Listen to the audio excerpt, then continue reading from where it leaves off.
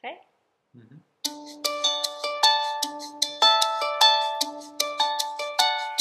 T'as envie de pleurer? Oh,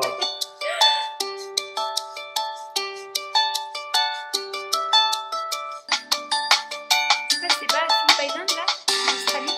en Australie, mais Je crois que c'est Phillip Island. c'était à côté de Nouveau, non?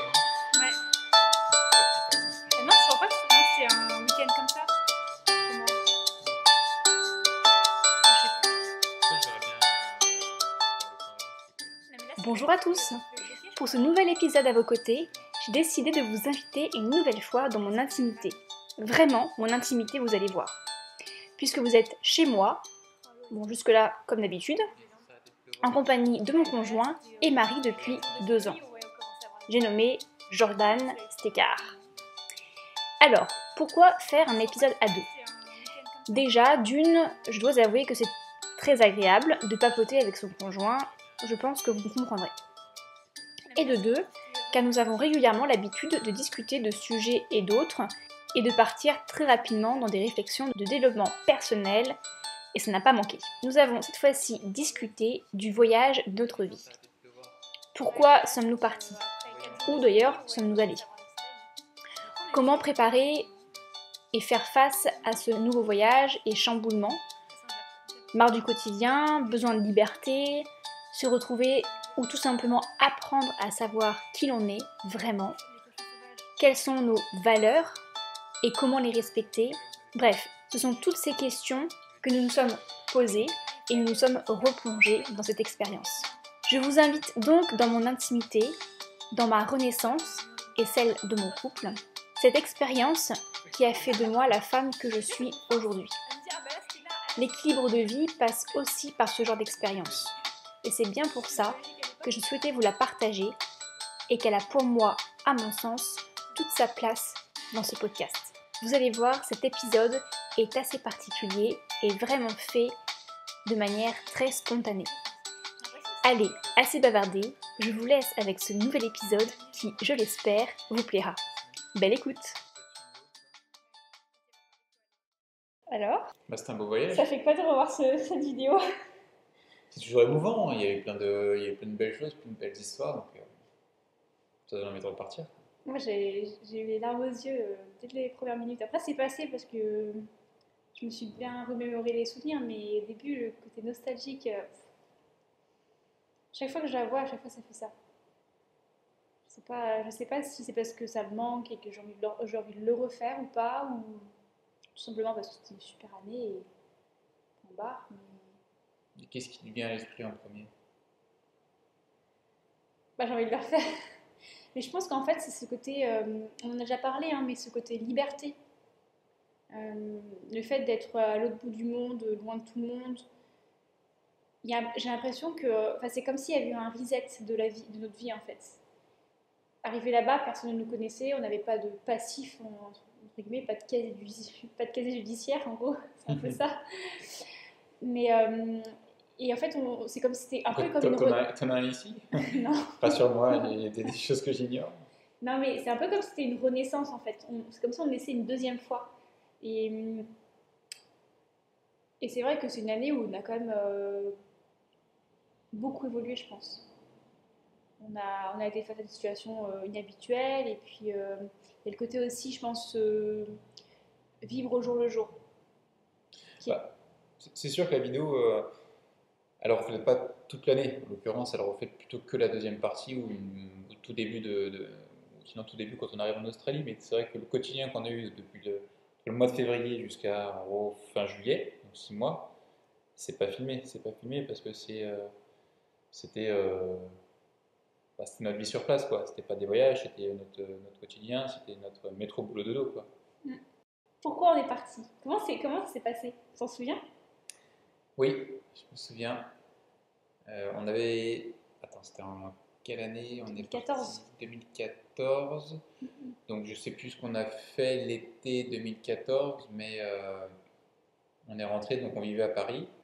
On avait quand même un quotidien assez chargé parce que bah, toi tu bossais dans la banlieue de Lille et moi je bossais en Normandie, donc on avait tous les deux 2 heures le matin pour aller au boulot porte-à-porte et 2 heures le soir, Quand hein. tout allait bien, quand tout se goupillait bien. Quand tout se goupillait bien, effectivement. Donc ça faisait effectivement des grosses journées, on partait tôt et on rentrait plutôt tard. Et du coup, on a eu, je pense, des vacances assez reposantes et le retour là, on va dire, à cette réalité-là, bah, c'est la fin de l'été, les journées vont raccourcir, ça va se rafraîchir, de nouveau le quotidien des transports, plus bah, voilà, le boulot, moi en tout cas, il ne me passionnait pas. Euh, je sais pas qui va écouter ça, mais, mais c'est la vérité. C'était pas ce qui me passionnait, hein, sinon j'en serais pas parti. Bah, tu dis pas que le boulot était pas bien, c'est juste que ça te correspondait pas à Voilà, toi, c'est tout. c'était pas. Autant je m'entendais très bien avec mes collègues et y a pas de souci avec ça, mais c'est vrai que le mot quotidien, on va dire, ce qui m'était demandé de faire, c'était pas, ça m'animait pas du tout, quoi. J'avais pas une passion pour le domaine dans lequel j'étais, et forcément, bah, ça avait une durée de vie limitée. Et du coup, je sais plus pourquoi, on parlait de peut-être de replanifier d'autres voyages, et puis, Moi, et je sais. un soir, t'es rentré, et t'as dit, bon, écoute, j'ai un truc à te proposer. Je t'ai écouté, je t'ai laissé. Sachant que tu étais déjà depuis un petit moment en train de chercher Effectivement, d'autres opportunités je de commençais à regarder travail, ailleurs, ouais, et mais notamment à Londres. ouais, plutôt à l'étranger. Je regardais pour changer de boulot à l'étranger. Moi, ouais, j'ai eu l'opportunité de faire une année déjà en Angleterre pendant mes études, et ça me séduisait bien d'y retourner, mais pas en tant qu'étudiant, en tant que salarié. Et puis Londres, bah ouais, ouais, Londres, on est quand même un petit peu amoureux de la ville, et donc pourquoi pas y vivre. Donc c'est vrai que je commençais à regarder une expérience à l'étranger et principalement à Londres. Après, je ne fermais pas des portes à d'autres opportunités. Et je pense que de ce que j'ai compris, ça a mûri dans ta tête et tu t'es dit à un moment donné, oui, mais alors s'il part à Londres et que moi je le suis, je vais être un peu voilà, en mode suivi. Est-ce que je vais faire ce que je veux? Est-ce que je vais le faire comme je veux? Je vais devoir tout recommencer de zéro en Et fait. voilà, peut-être que ça apparaissait plus comme une contrainte pour toi, puisque c'était vraiment voilà, à suivre moi ce que j'allais faire, Et et que non pas moi, forcément porteuse du projet. et que moi en plus, j'avais, contrairement à toi, j'avais un boulot qui me plaisait. Exactement. Ce qui me plaisait pas, c'était le quotidien organisationnel, hein, mais le fait de vivre loin, d'avoir des journées chargées, très chronométrées, etc. Ça me pesait, ça se ressentait sur le couple. Mais par contre, mon boulot en tant que tel, c'est vrai que j'avais du mal à me dire, je quitte ce boulot-là que j'aime pour rien et surtout pour te suivre toi, qu'est-ce que je vais faire là-bas, etc., etc. En fait. Et à côté de ça, moi j'avais, si jamais tu m'écoutes, Violaine, c'est un peu à cause ou grâce à toi plutôt. Mais j'avais une collègue qui connaît très bien l'Australie et c'est vrai que bah, elle habitait aussi Paris et on faisait des allers-retours ensemble. Donc on passait beaucoup de temps à discuter dans le TGV. Quand c'était soit on discutait, soit on travaillait. Et puis c'est vrai que je sais pas comment c'est venu, peut-être que c'est moi qui ai aussi un petit peu mis le doigt dessus en lui posant plus de questions sur l'Australie. Enfin voilà, je sais plus vraiment exactement comment c'est venu, mais le fait est que ce sujet-là était de plus en plus présent effectivement dans ma tête. Et effectivement un soir, c'est assez rapide hein, au final, parce que moi j'arrive pas à garder les trucs trop longtemps dans ma tête sans en parler. Mais un soir je suis venue et puis on dînait, donc après cette journée de travail, et je crois que je t'ai dit j'ai un truc à te dire ou j'ai un truc à te proposer. Et c'est là que j'ai commencé à t'en parler. Donc je t'ai dit, quitte à ce que toi, tu quittes ton boulot pour partir à l'étranger, qu'est-ce que tu en penses qu'on quitte tous les deux notre boulot, mais pour quelque chose de complètement différent tous les deux, pour qu'on soit sur le même pied d'égalité en fait. Et c'était ça aussi. Et tu t'attendais à quoi quand tu m'as dit ça? Et du coup, attends, j'ai dit, et tu m'as dit, bah ok, et j'ai dit, bah, et si on partait en Australie? Et quand, vraiment, hein, véridique, à un moment où j'ai dit ça, je me suis dit, de toute façon, il dira non. Donc, je prends pas trop de risques. Parce qu'en fait, quand j'ai dit ça, t'as rien dit au début, et puis t'as esquissé ce même petit sourire que t'as là. Tu m'as dit, ben, pourquoi pas? On se laisse le temps de quelques jours pour mûrir la chose, quoi. Ouais, même quelques semaines, parce qu'en fait, Ouais. comme on rentrait de vacances, on s'est dit, est-ce que c'est pas une espèce de lubie comme ça qui après, en disant, ouais, le retour à la réalité, tiens, on a envie de faire un truc un peu extrême, et puis finalement, passer quelques jours, une fois de nouveau dans le quotidien, on s'est dit, oui, non, mais est-ce que c'est vraiment ce qu'on avait envie de faire? Et puis en fait, plus le temps passait, plus ça nous excitait, quoi. Plus on avait envie de lancer des démarches et puis de le tenter, quoi. Et au final, il s'est pas passé plusieurs semaines, Moi, je crois ni, qu'il s'est passé 2 semaines entre le retour des même, vacances et le moment où on a finalement demandé les visas. en fait, même entre le moment où je t'en ai parlé et le moment où on a demandé les visas, on s'était dit, ok, une fois qu'on est à peu près sûr de notre tête et que finalement c'est pas forcément une décision prise à la volée, on s'est dit d'abord on demande les visas et si nos visas sont acceptés, on en parle à nos patrons et on pose notre démission. Et au final, je crois que 2-3 jours après, on en a reparlé. Enfin, en fait, ça nous occupait l'esprit tous les deux. Et en fait, le soir même, on a demandé les visas en se disant, de toute façon, c'est comme le Canada, entre le moment où on demande les visas et le moment où c'est accepté, il va se passer encore plusieurs jours à plusieurs semaines. Et ça s'est passé la nuit, en fait, parce qu'on a demandé les visas le soir, et dans la nuit, c'était accepté, avec le décalage horaire, et le lendemain, on avait nos visas, quoi. Sachant qu'on avait quand même mûri l'idée parce que le visa, de mémoire, c'était 400 $ ou 400 €. Non, mais Donc, l'idée, on l'avait ah mûri ouais, en vitesse accélérée. mais c'était évident. Après, c'est vrai que voilà, moi je cherchais déjà ailleurs. On avait une situation, elle allait avoir raison quelque part de notre couple si on changeait rien parce que bah, forcément on était. Ouais, le rythme de vie était tendu et je pense qu'on ne prenait plus forcément autant de plaisir qu'on en avait pris dans le passé ensemble et il fallait qu'on change quelque chose. En tout cas, moi je l'avais perçu comme ça et c'est vrai que du coup, quand tu as, présenté ton idée et que bah, tu as fait vite le tour et les démarches ont été lancées, les visas acceptés et puis Et la bah voilà, démission posée, en fait, au bah, final, entre il n'y a plus qu'à quoi. le moment où j'en ai parlé le soir et le moment où on a parlé à nos patrons et qu'on a posé notre démission, là, pour le coup, il a dû se passer peut-être 2 semaines, mais grand maximum, sachant qu'on avait déjà les visas. Donc en fait, cette période de maturité qu'on s'était donnée, bah, en fait, on l'a vraiment consommée en très très peu de jours, quoi. Sachant qu'on n'avait pas de nécessité à réfléchir, on était en location, pas d'enfants, euh, pas d'emprunt non plus. Parce que ce qu'on n'a pas encore dit, c'est que quand on a réfléchi à cette décision, on part en mode on y va, ça se trouve on ne viendra pas quoi. Oui, oui. Notre esprit c'était on vend tout quoi. On a vraiment écouté nos envies et je pense que contrairement à pas mal de situations où on est assez cartésien et qu'en général on réfléchit beaucoup avant de passer à l'action et que des fois, malgré tout, on a tellement réfléchi qu'on passe plus à l'action. Là, en fait, on a réfléchi quand même, on a très rapidement pesé le pour et le contre, mais en fait, je pense que c'est notre cœur qui a vraiment guidé la chose. C'est peut-être ça aussi, et c'est la raison pour laquelle ça a été une année extraordinaire. On était prêt à passer à l'action, il nous manquait juste l'action. Ouais. Donc quand tu as suggéré l'action, bah, effectivement ça s'est fait rapidement. Donc du coup, après, tout s'est un peu enchaîné. On a vendu nos différentes choses qu'on avait, on s'est un peu débarrassé de tout. Et comme tu le disais, l'optique était de partir, d'être tous les deux, donc de partir loin. Donc au départ, l'Australie n'était pas forcément mentionnée avant, quand j'en ai parlé la première fois. Ah, si tu m'as donné l'exemple, pour moi J'ai- j'avais j'ai- l'Australie tout de suite en tête. Hein. Bah oui, Donc parce qu'en fait, tu m'en as oui, parlé. mais j'en ai parlé parce que j'ai pas dit je veux partir en Australie pour partir en Australie. J'ai dit je veux d'abord que ce soit une destination qui soit anglophone parce que je savais que toi, c'était important pour toi que ce soit un pays où tu puisses parler anglais. La deuxième condition, c'est que je voulais que ce soit un pays qui soit loin, très loin, parce que des choses comme ça, on n'en fait pas tout le temps dans la vie et que quitte à le faire, je voulais vraiment que ce soit quelque chose de complètement différent, donc autant partir très loin, loin de tout le monde aussi, loin des personnes qu'on connaissait, et avec un mode de vie qui était à la fois nouveau pour nous et à la fois pas non plus déroutant.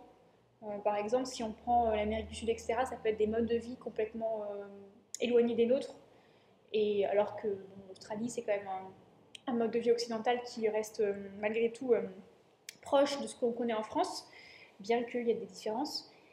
Et c'est vrai qu'avec toutes ces conditions-là mises les unes derrière les autres, l'Australie était le pays qui répondait à ces conditions. Et je sais très bien qu'on avait quand même cette petite peur de toutes les bêtes, etc. On s'est dit, ouais, c'est quand même le pays le plus dangereux au monde, quoi, où il y a les espèces les plus dangereuses au monde. Et puis on s'est dit, encore une fois, hein, c'est le cœur qui a parlé, et du côté cartésien-là, on l'a mis de côté et on s'est dit, bah, on verra. Attention, il y a bien des Australiens qui vivent là-bas et qui meurent pas tous les jours, quoi. Donc, et des backpackers qui partent là-bas, il y en avait déjà. Il y en a encore de plus en plus maintenant, mais il y en avait déjà, donc on n'était pas les premiers non plus. Non, c'était une destination prisée des backpackers, hein, ça, c'est Ouais. clair. Donc voilà, donc on s'est dit on part pendant un an, mais potentiellement on rentre pas, on ne sait pas. Et on voulait quand même un petit peu travailler parce qu'on voulait travailler pour deux raisons. On voulait travailler pour pas trop prendre sur notre économie française, on va dire. Et également, c'était pour nous la meilleure manière de nous intégrer vraiment au mode de vie local. Parce que d'y aller que en mode vacances, c'était pas, et en mode touriste, c'était pas la bonne manière, en tout cas la manière la plus efficace, on va dire, de vraiment s'imprégner et de se faire un peu une nouvelle vie.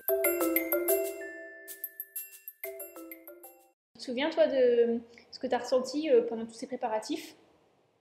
Ouais, j'étais excité, ouais. Je pense que j'avais tardé d'y aller, quoi. Je me souviens plus exactement comment j'étais, mais pour moi, c'était de l'excitation. Il n'y avait pas de peur, il n'y avait pas de doute. Ouais, c'était vraiment à diète, quoi. Surtout qu'à partir du moment où, voilà, je pense comme beaucoup de projets, à partir du moment où ton projet il est clair, tu sais que tu vas y aller. Le projet actuel, par exemple, bah, ce que je faisais pour mon travail, ça arrivait, mais si j'avais beaucoup moins de motivation. C'était plus concentré sur la suite, quoi, sur ce qui va arriver sur cette année 2015. Et ce qui est drôle, c'est que c'est là où je pense que notre motivation, on peut en parler un peu parce que ça demande quand même beaucoup de préparatifs. Ça demande déjà beaucoup de. Enfin, il y a eu des. Financièrement, ça a coûté un peu, le visa, les billets d'avion, etc. Ça demandait des préparatifs. Alors, on n'était pas propriétaire de plein de choses, donc c'était quand même assez allégé, mais on a quand même. Les paperasses françaises, on est quand même plein de paperasses en France. Les préparations des bagages, la vente de ce qu'on avait quand même. On a même organisé une brocante, toute la paperasse sur place. On a commencé à se préparer à l'arrivée, etc. Les différentes réservations. Enfin, tout ça, en fait, quand on y repense, c'est quand même pas mal de préparation qui pourrait démotiver. Et dans beaucoup de projets, en fait, on peut se dire, oh, il y a ça à faire, il y a ça à faire, il y a ça à faire. Mais en fait, je pense qu'on a pris les choses les unes après les autres et qu'on était tellement excités et tellement motivés par l'objectif qui était de partir et le jour J, le 12 janvier 2015, qui arrivait, qui se rapprochait de plus en plus, en fait, ça ne nous a pas du tout paru comme étant une contrainte à chaque fois. En tout cas, j'en souviens pas. Et même, enfin, franchement, je pense qu'au contraire, chaque étape que je faisais, c'était une étape qui me rapprochait de plus en plus de l'objectif. Donc, du coup, en fait, je le vivais très, très bien. Et c'est vraiment, je pense que c'est ça aussi. Je pense que le fait d'être motivé par quelque chose, ouais, c'est le fait de pas voir les choses comme des contraintes. Il faut absolument, en fait, être motivé par l'objectif final, qu'il soit atteint ou qu'il ne soit pas atteint. Et encore, je parle de l'objectif final, mais cet objectif-là, il peut évoluer au fur et à mesure. Une fois qu'on est motivé par quelque chose, qu'on a trouvé le sens, le pourquoi on le fait, je pense qu'on peut soulever des montagnes, en fait. Du coup, après, on est parti, et tu te rappelles de comment tu te sentais les premiers jours quand on est arrivé ou pas? Ce qui s'est passé en toi? Ouais, je me souviens effectivement qu'on avait réservé les 5 premières nuits, je crois, dans un backpack à Melbourne. Je me souviens que quand on arrivait sur place, on avait volontairement pas pris plus de nuits en disant bah ce sera plus simple une fois sur place de trouver vraiment ce dont on a envie. Puis en fait, on est arrivé le premier jour, on a dit bonjour, et puis il y a un mec qui arrive à côté et qui a demandé s'il pouvait être logé, et il dit ah non, non, mais là tout est complet de partout, c'est l'Open d'Australie, c'est plein. À ce moment-là, on a quand même eu un petit coup de ça en disant bon, attends, on a 5 nuits, ça veut dire que dans 5 nuits, on est apparemment à la porte, donc il va falloir faire très vite pour trouver un truc, un logement. En fin de compte, au bout de 3 nuits, on avait trouvé notre logement, donc on avait annulé les 2 dernières, et puis le logement, c'était très bien, parce que c'est celui qu'on a gardé pendant 6 mois. Mais il y a eu un petit coup de stress. Après, je me souviens surtout des 3 premières nuits, du coup, en dortoir, où ça a été un mélange Jet lag. de jet lag, Bien crevé. d'insomnie aussi lié au fait qu'il y avait des mecs qui ronflaient, dont un mec qui ronflait, mais j'ai presque jamais entendu ça dans ma vie, quoi. Je sais même pas comment il fait pour faire autant de bruit sans le faire exprès, quoi. C'était éprouvant, donc c'était un dortoir mixte, on n'était pas nombreux, pourtant on était 6. Ouais. C'était un moteur, quoi. Un moteur de la 380 à côté de ton tympan. Et je me souviens, le troisième truc, c'est que, bah voilà, on est dans un pays, on sait qu'il est réputé pour avoir une faune assez étrange. On avait pris un dortoir pas très ouais, on avait pris quelque chose d'assez cheap. Et ouais. du coup, forcément, tu es dans le lit, tu te poses des questions. Est-ce qu'il y a une araignée? Il va y avoir un serpent? En fin de compte, avec l'expérience, tu sais qu'il était peu probable que tu aies quelque chose dans ce dortoir-là, à tel endroit de la ville. Mais quand tu sais pas, que tu es ignorant là-dessus, forcément, t'angoisses sur plein de choses, quoi.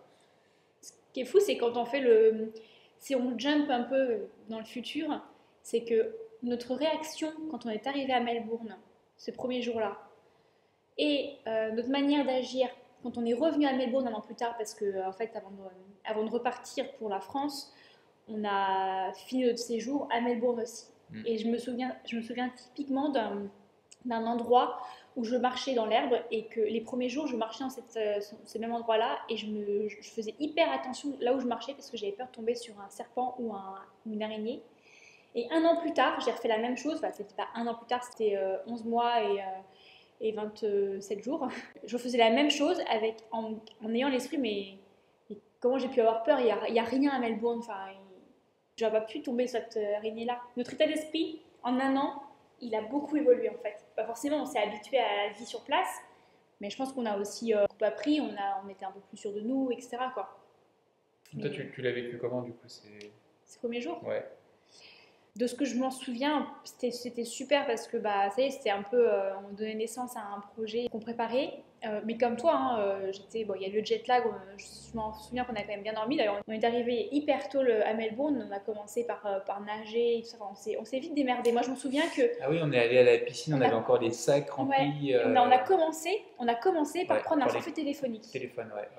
Et en fait, moi, c'est ça, je me souviens de ça, c'est qu'en fait, et c'est un peu, je pense, c'est ce dont je me souviens des premiers jours, et c'est un peu le fil conducteur de toute l'année, c'est que je trouve qu'on s'en est tellement bien sortis. Enfin, on était vraiment très débrouillards, et on était beaucoup plus jeunes à l'époque. Surtout très organisé.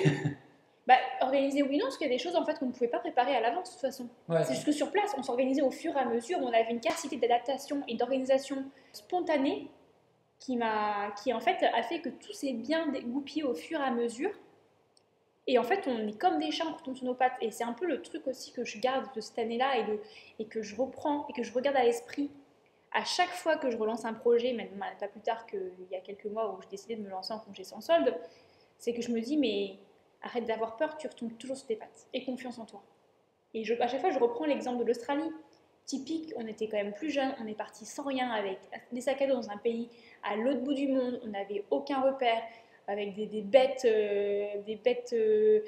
mortelles, Moi, j'avais jamais dormi dans un dortoir. J'avais arrivé d'un voyage de 30 heures dans un dortoir de 6 personnes avec un casier, on avait 2 grosses valises, des trucs à peine propres, etc. Et j'ai fait ça, et un an plus tard, je l'ai refait et j'étais encore plus à l'aise. Et en fait, je me dis, mais si tu as fait ça pendant un an, c'est que c'est bon, tu vas réussir à te démerder et à te débrouiller de telle situation, de telle situation. Ça me fait penser à ce que m'avait dit mon chef à l'époque, quand je lui ai présenté ma démission. Il a dit, mais quoi, mais il avait compris, hein, mais je me souviens de sa remarque qui était dans le sens, tu quittes un CDI dans une belle boîte bien payée pour aller partir dans l'inconnu, tu sais pas ce que tu vas y faire. Et je me souviens de lui avoir répondu, bah, mais c'est ça qui m'excite, c'est que je sais que je vais m'en sortir, mais je sais pas comment, et j'ai hâte de voir. Ouais. Et je pense qu'il y a eu un bon. Moi, ça me fait du bien d'en reparler parce que moi qui suis quelqu'un qui. J'ai un peu du mal à lâcher prise. Je suis quelqu'un qui est très dans l'organisation, etc. Je trouve que c'est une année en fait enfin, en tout cas, qui m'a démontré qu'on arrive sans forcément tout planifier trop à l'avance. Comme je le disais, il y a des choses qu'on ne pouvait pas planifier à l'avance. Mais on a vraiment vécu au jour le jour. Moi, j'ai appris à vivre au jour le jour quand j'étais là-bas, chose que j'ai peut-être un peu perdue depuis qu'on est revenu en France, parce qu'on s'est mis dans un quotidien de salariés et plein de choses comme ça, on a acheté, etc. Mais en fait, en Australie, enfin, je parle de l'Australie, mais toute l'année, parce qu'on n'est pas que resté en Australie, on a vécu vraiment au jour le jour et on a réussi à se débrouiller en fait. Et on s'en est très très bien débrouillé d'ailleurs. Donc je pense qu'il faut avoir confiance aussi et je pense que encore une fois, hein, on a réussi à faire ça parce qu'on avait un moteur qui était hyper bien alimenté par la motivation. On avait un projet qui nous venait vraiment à cœur et c'était principal en fait. On ne voyait que par ça.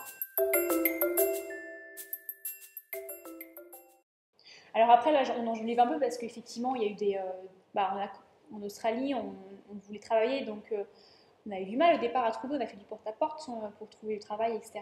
Et après, on a enfin réussi à travailler et on a travaillé quand même pendant 6 mois non-stop. On parlait de ça, en fait, je voulais revenir sur le fait qu'on est sorti de notre zone de confort, enfin, par rapport à, c'est sûr, la manière dont on vivait en France.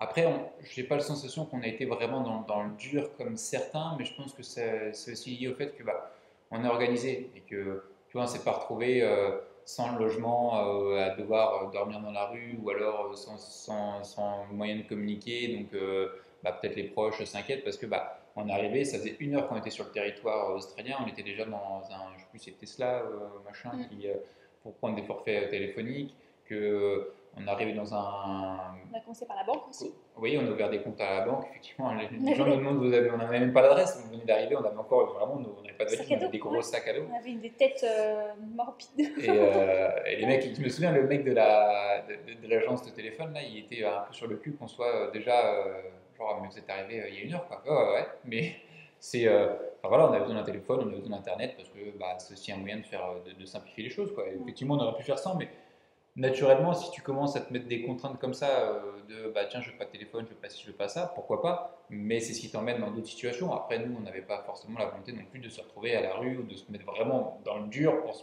principe de se mettre dans le dur. C'était pas l'objectif C'était pas l'objectif de ce voyage-là. C'était quand même de faire des choses différentes et différemment, mais notre côté un peu professionnel du départ fait que j'ai pas la sensation qu'on se retrouve, tu vois, quand on a rencontré des gens qui nous racontent des anecdotes, tu te dis, putain, mais c'est fou, mais comment j'aurais agi dans ce cas de figure-là? Je me dis, est-ce que finalement j'aurais pu être dans ce cas de figure-là? J'en suis pas certain, quoi. Après, il y a eu d'autres moments effectivement très difficiles et tu commences à en parler par rapport à nos métiers. Donc, moi, je faisais du porte-à-porte pour vendre des alarmes, des systèmes de sécurité, des choses comme ça. Tu as commencé par les téléphones, non? Fait téléphonique, non? Non, des factures de gaz. Des factures de gaz. Ouais, pendant 2 semaines, effectivement, j'ai commencé par vendre en particulier le changement d'opérateur pour leur fournisseur d'énergie, d'électricité et de gaz. Et ça m'a pas plu du tout, pour plusieurs raisons. Et puis surtout, ce qu'on vendait, j'étais absolument pas convaincu du produit, quoi. J'avais quand même la sensation qu'on était un peu en train d'entuber les gens, donc c'était en désaccord avec mes valeurs. Et c'est pour ça que, même si j'étais payé avec un salaire fixe, je leur dis non, ça m'intéresse pas. Ça, je pense que c'est l'une des premières choses aussi qu'on a apprises tous les deux, c'est que c'était un peu l'élément déclencheur de cette notion d'être en adéquation avec nos valeurs. Parce que justement, quand on partait de zéro, on faisait un peu nos vies, tu t'es dit, je pense aussi, c'est pas parce que j'ai pas quitté un boulot que j'aimais pas pour en refaire un que j'aime pas et qui me correspond pas, en fait. Oui. Et des fois, je pense que le fait de refaire un petit peu un reset dans sa vie, de démarrer de nouveaux projets et de un peu se jeter à l'eau, c'est aussi un peu l'occasion de se réaligner, en tout cas de s'interroger sur qu'est-ce que sont nos valeurs et de se réaligner avec nos valeurs pour être vraiment en adéquation à 100% avec qui on est. Parce que je pense que c'est primordial en fait pour être bien avec soi-même et être aussi à fond dans ce qu'on fait en fait. Et je pense que ça a été vraiment des interrogations que ce voyage-là nous a permis de nous poser en fait. Chose qu'on réalisait pas du tout avant, on était dans le train quotidien, on se posait même pas la question de qu'est-ce qui était nos valeurs ou pas, quoi. Oui, et puis c'était effectivement l'occasion d'essayer des nouvelles choses. Moi, il était hors de question que je postule pour un poste d'ingénieur en mécanique ou je sais pas quoi, pour faire finalement quelque chose de différent, peut-être sur le papier, mais dans un cadre similaire. Moi, je voulais vraiment compléter peut-être ma formation, apprendre d'autres choses, me challenger, et c'est pour ça que le porte-à-porte, c'était peu reluisant, mais c'était parfait pour, pour répondre à cette demande. Et puis, ça a été un gros combat psychologique, parce que une fois que l'été est passé, Melbourne, c'est quand même pas une super météo. Et te retrouver à marcher une vingtaine de kilomètres par jour pour faire enchaîner les business. Et donc ça a été, alors tu te dis, mais pourquoi je suis là alors qu'il y a 3 mois, j'étais dans mon bureau, chauffé, à bien gagner, et je me suis mis dans la difficulté, et c'est hyper enrichissant. Je pense que ça t'a appris quoi, ça? Ça m'a appris... alors... Est-ce que tu t'en sers aussi? Est-ce que tu as aussi des moments où aujourd'hui tu te dis, ouais, c'est ça que ça servi à ça, justement? Moi, ça m'a servi à... j'ai envie de dire plein de trucs. Ce qui me vient en tête tout de suite, c'est... faut pas avoir peur de se remonter les manches et puis de faire des choses qui sont pas... qui peuvent ne paraître pas reluisantes de l'extérieur. Autant dire que quand tu dis que tu fais du porte-à-porte... et moi le premier, hein, quand j'entendais des gens qui faisaient du porte-à-porte, qui parlaient de ça en France... je m'étais dit, mais tiens, mais t'as pas mieux à faire. Et puis finalement, j'ai fait du porte-à-porte et je l'ai volontairement fait à l'autre bout du monde. Donc je trouve que déjà ça te permet de te remettre un petit peu les choses en perspective en disant, mais attends, il n'y a pas de sous-métier, il y a pas de métier qu'il faut faire, des métiers qu'il ne faut pas faire. Je trouve que ça, c'était un premier élément que j'ai appris. Le deuxième, c'est te vendre, parce que mine de rien, c'est au-delà du produit, en fait, c'est moi que je devais vendre. Donc je suis un parfait inconnu quand je toque, quand je rentre dans le commerce. Je suis français, j'ai un accent français, je fais des fautes d'anglais. Et malgré tout, je vais devoir essayer de leur vendre un produit. Donc forcément, c'est pas que le produit que les gens achètent, c'est aussi ma personnalité, c'est comment je vais leur passer le message. Et ça, c'était hyper instructif parce que forcément, j'allais pas être vendeur porte-à-porte toute ma vie et que c'est forcément une expérience que je vais pouvoir capitaliser, sur laquelle je vais pouvoir, enfin, que je vais pouvoir réutiliser, que ce soit en France si jamais on revient ou sur d'autres métiers parce que je saurais me vendre, je sais construire un pitch, je sais ce que je dois dire à quel moment, quand est-ce que je vais perdre son attention, quand est-ce que je vais la gagner. J'ai appris à écouter. J'entendais avant, mais là j'ai vraiment appris à écouter, une écoute active, à bien comprendre quel est le besoin de la personne. T'as appris à communiquer aussi. J'ai appris, voilà. Parce qu'il faut savoir que Jordan, avant, c'était une personne qui répondait par oui, par non. Il n'allait pas broder autour. Alors il fallait vraiment poser plein de questions et avoir son répertoire de questions comme un détective pour essayer d'avoir plus qu'un oui ou pas non. Et maintenant, il faut l'arrêter. C'est vrai que je suis un peu plus expansif. Il s'est brodé. Puis le dernier point, je dirais, si je devais en retenir que trois, c'est après voilà, la société dans laquelle, pour laquelle je travaillais nous inculquait un petit peu une sorte de code éthique pour performer sur le terrain. On avait tous les matins de 8h à 10h, on avait une espèce de préchauffe parce que parce que tu sais pas en fait quand est-ce que ça va être le client qui va dire oui et tu peux pas te permettre d'arriver comme ça à la sortie du lit, d'attaquer le premier client sans t'être un peu entraîné sur ton pitch, ce que tu vas dire, quel moment. Donc c'était important de commencer par 2 heures le matin pour voilà, t'entraîner, savoir contourner quelques objections faciles qu'on va te donner. Voilà, vraiment te mettre dans l'état où le premier business, si c'est le bon, je ne dois pas passer à côté. Et on avait aussi des exercices, ils nous apprenaient notamment les 8 étapes du succès avec demain tu veux performer dans ce truc-là, c'est bien, mais c'est pas en vendant mieux que tu seras une meilleure personne, c'est d'abord en maîtrisant qui tu es, en étant à l'heure, enfin, voilà, des b.a.-ba. Et même si c'est tout simple, effectivement, quand tu te forces à mettre chacune de ces étapes en action, et tu te rends compte que Ça fait la différence. ça fait la différence, quoi.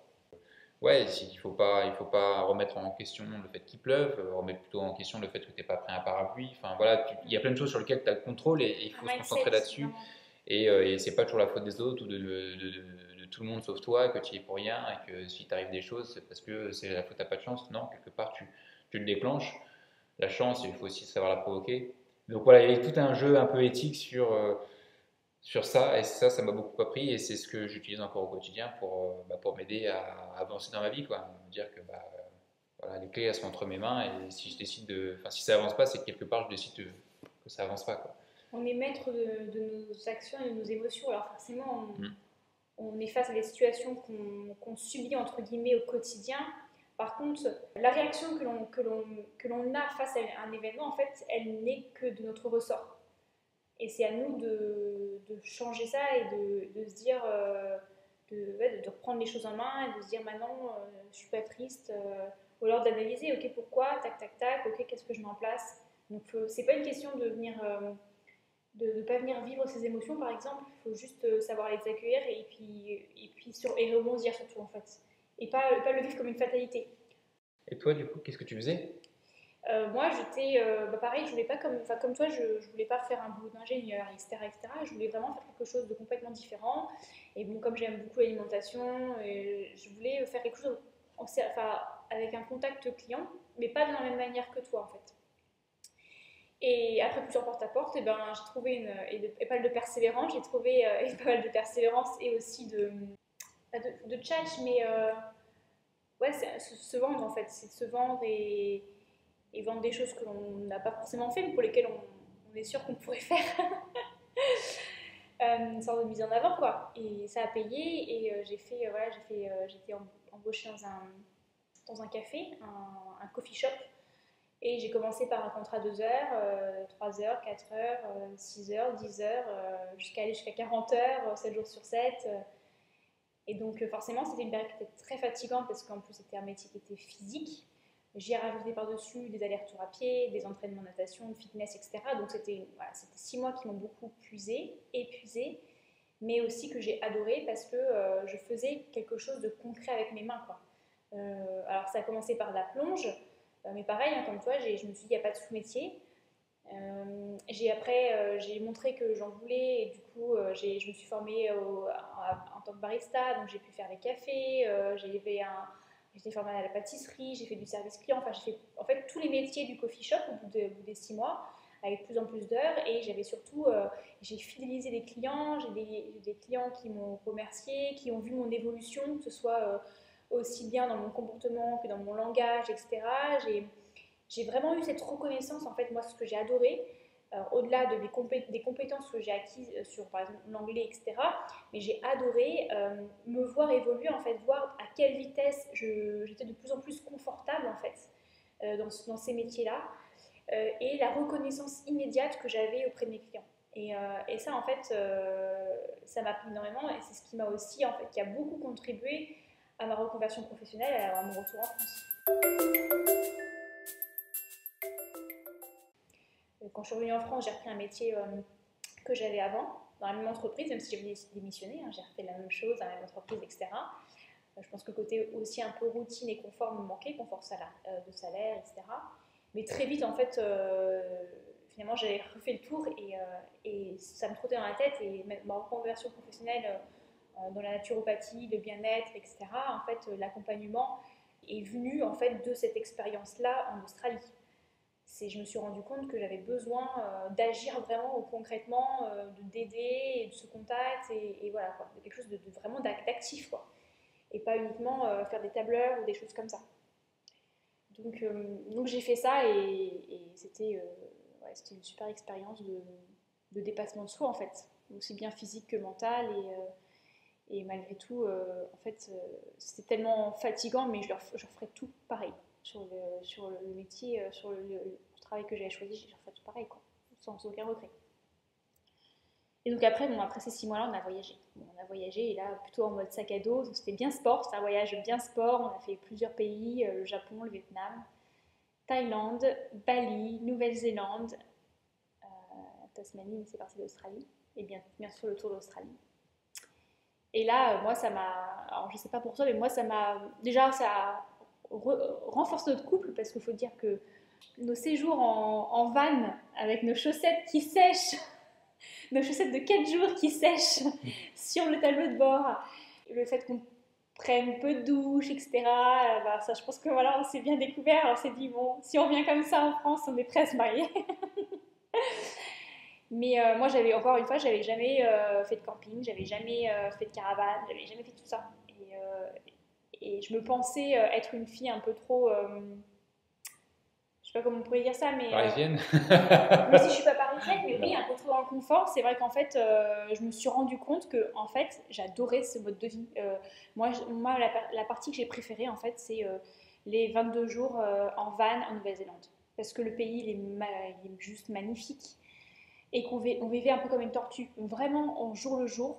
Il y avait un endroit qu'on aimait, on restait. Il y avait un endroit qu'on n'aimait pas, même si y arrivait très peu. On partait. Demain, on fait quoi? On a envie d'aller là. Ok. On dormait, on se réveillait. Je faisais mon petit sport le matin.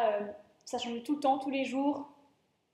On se réveillait. Je faisais mon petit déj dans le van. Toi, tu faisais le lit. On était bien rodés. Enfin, c'était le mode tortue comme ça. Moi, ça m'a aussi beaucoup appris Mode tortue parce que t'as ta maison sur le dos, en gros. Ouais. Et ça m'a beaucoup appris sur le retour au minimalisme, en fait. Et le fait qu'on peut être complètement heureux avec très peu de choses. Alors aujourd'hui, on est propriétaire, je regarde autour de nous, on a quand même des objets, on a des décorations, etc. Mais néanmoins, ce qui reste, on était déjà un peu comme ça, on n'était pas très matérialiste, mais je pense qu'on l'est encore moins. À chaque fois, on se pose la question avant d'acheter quelque chose, déjà s'il y a de l'occasion ou pas, mais on se pose la question de est-ce qu'on en a vraiment besoin. Et moi, à chaque fois, hein, j'ai l'image de moi dans le van qui revient. Et je me dis, ok, j'avais pas dans le van, est-ce que je le prendrais cet objet-là? Est-ce que ça me sert vraiment? Qu'est-ce qui va faire que je serais plus heureuse ou pas avec cet objet-là? Et en fait, et ben dans 3 quarts des cas, j'achète pas l'objet, quoi. Enfin bon, voilà, c'était une année en tout cas inoubliable pour moi. Qu'est-ce que tu retiens de cette année-là? En quelques mots, si tu devais décrire l'année et l'impact que ça a eu jusqu'à aujourd'hui, là, le 3 mai 2020. Pas simple comme question. Ce que j'ai envie de retenir, c'est que c'était la bonne durée, parce qu'on a vraiment eu, je pense, tous les deux la boule au ventre de revenir, donc ça veut dire qu'on est parti au bon moment. On ne s'est pas lassé, on n'est pas reparti en disant ah, si c'était à refaire, j'irai pas, ou alors on n'est pas reparti essoufflé, quoi. On n'est pas reparti dans le sens où on est content que ce soit fini, ou non plus en plein milieu de quelque chose de sublime. Je pense qu'on est parti au bon moment, c'est-à-dire qu'on a vécu une histoire extraordinaire, qu'on était encore dans le rêve quand on a dû rentrer, mais que ça nous permet, tu vois, 5 ans plus tard, quand on regarde une vidéo, quand on en parle, d'avoir quasiment les larmes aux yeux, d'être très nostalgique parce que c'était une année magique. Tout n'était pas magique, il y a eu des hauts, il y a eu des bas, il y a eu des moments de dispute, il y a eu des moments délicats, il y a eu des moments où il a fallu prendre des décisions un peu plus critiques que d'autres, mais on s'en souvient plus, on se souvient quasiment que des passages magiques et qui fait que on est à deux doigts de prendre des billets d'avion à l'issue de ce podcast pour repartir. Donc, si je devais retenir un truc, c'est que si c'était à refaire, je le referais sans hésiter. Ça m'a permis, moi, de me développer, d'apprendre plein de choses et que je me considère être une meilleure personne après le voyage qu'avant. Pour toi et pour les autres? Pour moi et pour les autres, oui. Dans le sens où si je suis pour moi, je pense être pour les autres. Sinon, c'est que. C'est que t'es pas la même personne. C'est que c'est pas la même personne. À partir du moment où on est bien avec soi-même et on est authentique avec soi-même, d'où l'importance aussi, je pense, de faire ce travail de qu'est-ce sont nos valeurs et être en alignement avec nos valeurs. Si on est vrai avec nous-mêmes, on peut l'être qu'avec les autres. Et donc, du coup, peu importe si on est une bonne personne ou une mauvaise personne, on est cette personne-là. Et après, on est accepté ou on n'est pas accepté. On ne peut pas plaire à tout le monde. Je pense qu'on ne peut pas non plus se mettre la pression, tout ce stress qui peut être hyper néfaste pour vouloir plaire et vouloir performer absolument dans tel domaine parce que ça fait bien de performer dans ce domaine-là. À partir du moment où on est bien avec nous-mêmes et en accord avec qui on est et qui on souhaite être, on sera forcément la meilleure personne en fait, peu importe. Et toi, tu vas repartir avec quoi? Moi, je repars avec, là, je pense qu'à l'issue du podcast, je regarde les billets d'avion dès que le confinement est fini. Moi, disons qu'en fait, là, je suis en train de revivre le même cycle, sauf que je le vis un peu de manière différente. C'est-à-dire que là, je reprends une année un peu off, on va dire, qui est une année sabbatique, une année sabbatique pour développer un autre projet, qui est ce projet de naturopathie, de coach en hygiène de vie, d'accompagnement des personnes, etc. J'essaye de prendre cette année-là pour développer tout ça. C'est un peu mon reset de 2020, mais finalement en 2015, c'est la même chose que j'ai fait, et je pense que si j'avais pas fait ce voyage-là en 2015, je ne serais pas là aujourd'hui, et je ne ferais pas la même chose aujourd'hui. Et comme je disais tout à l'heure, mon déclic et le fait que j'ai accepté faire ce congé sans solde là, cette année-là, il est venu aussi du fait que j'ai réussi à le faire en 2015, que ça m'a mis en confiance, que je me suis dit, voilà, tu l'as fait, tu avais 5 ans de moins, tu t'en es très bien sorti, tu l'as fait avec le cœur et t'en es ressorti qu'avec des choses positives, même si tout n'était pas forcément positif, mais aujourd'hui, dans ce qu'il en reste dans notre esprit, c'est que du positif et on a envie de le refaire de toute façon. Donc voilà, ça m'a apporté beaucoup de confiance et quoi qu'il arrive, ça m'a amené là où j'en suis aujourd'hui et j'en suis très contente. Moi, j'ai envie de dire qu'en fait, à partir du moment où c'est pas facile, surtout quand on a un peu un esprit cartésien au départ, mais à partir du moment où on fait les choix avec notre cœur, il n'y a pas de mauvais choix. Wow. Ça serait un peu le mot de ce podcast, ouais. le titre. Enfin bon, si vous aussi, vous avez un projet en tête qui vous tient à cœur, que ce soit un voyage ou tout autre projet, j'ai envie de dire, c'est bien de se poser un peu des questions, mais arrêtez-vous de vous poser des questions. Et juste essayez de ressentir les choses que vous avez en vous, les petits pétillements, la petite excitation au fond de vous, qui en fait sera les premières flammes de votre motivation. Et avec ça, vous allez surmonter tout. Quelles que soient les montagnes qui vont arriver, les choses que vous n'aviez pas prévues, parce qu'on ne peut pas tout prévoir aussi. Je pense qu'on se freine beaucoup à faire des choses parce qu'on se dit et si, et si, et si. Mais en fait, on ne peut pas tout prévoir. On n'a pas la capacité mentale de tout prévoir. On ne peut pas prévoir une situation qu'on n'a pas vécue. Si on peut tout prévoir, c'est qu'on aurait déjà vécu la situation. Il y a forcément des choses qu'on ne pourra pas prévoir. Donc à partir du moment où on sait ça, il faut lâcher prise sur ça. Il faut juste essayer de se dire, ok, maintenant, de quoi j'ai envie, de quoi j'ai besoin, et basta, quoi. Donc, lancez-vous. Donc voilà. Bon, bah écoute, c'était un grand plaisir. Moi, j'ai fini ma tasse de café. Le gâteau est cuit, donc je te propose qu'on aille le goûter, le carrot cake. C'est vrai, on peut goûter maintenant? Ouais. Alors, ouais. Et en tout cas, j'espère que... Enfin, en tout cas, moi, c'est un plaisir de faire ce premier podcast avec toi. C'était un plaisir partagé. À quand le prochain? Voyage ou podcast? Les deux. Allez, on prend les billets? Ne tente pas. Merci pour votre écoute. J'espère que ce nouveau format en tête-à-tête, un peu moins formel que d'habitude, vous aura plu. Vous avez vu, on est vraiment parti en live. D'ailleurs, si vous souhaitez que j'en fasse d'autres de ce genre, empressez-vous de me le dire en me laissant un petit commentaire via mes réseaux sociaux, Facebook ou Instagram, Alexandra Portail Naturo. Avant de vous laisser partir, je souhaite que vous preniez un peu de temps pour répondre à la question suivante. Où réussissez-vous à trouver l'énergie d'avancer? Quelle est votre source de motivation au quotidien? Comme d'habitude, je mettrai toutes les informations abordées aujourd'hui et bien plus encore dans les notes PDF téléchargeables gratuitement sur mon site internet hygienedevie.fr. Le lien est encore et toujours en description de cet épisode. En attendant, je vous dis à très vite dans un prochain épisode d'Hygiène de Vie. Ciao! Vous retrouverez cet épisode sur hygienedevie.fr. Si vous voulez aller plus loin dans votre compréhension des outils que je présente dans ce podcast, si vous souhaitez vous sentir guidé pour vous aussi retrouver votre équilibre de vie, c'est précisément mon métier, en tant que coach de vie et naturopathe, de vous accompagner. Je vous donne rendez-vous sur mon site internet hygienedevie.fr pour retrouver toutes mes offres et services que j'ai imaginés pour vous. Si ce n'est pas encore le cas, n'hésitez pas à vous abonner sur la plateforme que vous utilisez pour ne pas louper les prochains épisodes et à le partager, puis laisser un petit commentaire qui me donnera, je suis certaine, un peu de baume au cœur. Je vous donne rendez-vous au prochain épisode. En attendant, prenez soin de vous.